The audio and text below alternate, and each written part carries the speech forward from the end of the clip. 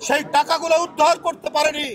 যারা শেয়ারের নামে টাকা কিনেছে, যারা অবৈধভাবে জমি কিনেছে, যারা ব্যাংকের ডিপোজিট করেছে, সেগুলো তো বাংলাদেশে যেগুলো আছে সেগুলো তো আছে। কই তার বিরুদ্ধে একটাও দৃষ্টান্তমূলক কোনো বিচার আমরা করলাম, দেখতে পেলাম না। অর্থাৎ দুর্নীতি দমন কমিশন সক্রিয় নয়, তারা অথর্ব হিসাবে কাজ করছে।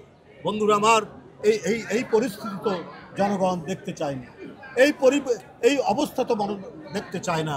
আজকে এই সরকারের আমলে কেন, যখন হাসিনা নেই, আওয়ামী লীগের পুলিশ নেই, ছাত্রলীগ নেই, হেলমেটধারীরা নেই, তাহলে এই এক বছরে প্রায় দ্বিগুণ অপহরণ হয়েছে?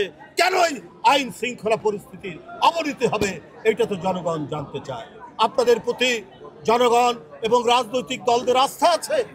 আস্থা থাকার পরেও আপনারা কেন দক্ষতার সাথে, দ্রুততার সাথে, ক্ষিপ্র গতিতে পদক্ষেপ গ্রহণ করতে পারছেন না বলেই আজকে বিভিন্ন জায়গায় দোসরদের প্রেতাত্মারা তারা নামার সুযোগ পাচ্ছে এবং বিদেশেও তারা বিভিন্ন ধরনের অপকর্ম করছে।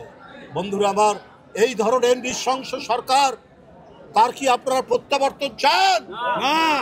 তাহলে এখন থেকেই জনগণকে সাথে নিয়ে আগামী নির্বাচনে কাজ করতে হবে, যে আর যাতে যারা দেশের টাকা আত্মসাৎ করে তাদের কমপক্ষে 20 প্রজন্ম বিদেশে সুখে শান্তিতে থাকতে পারে, সেই ব্যবস্থা করেছে।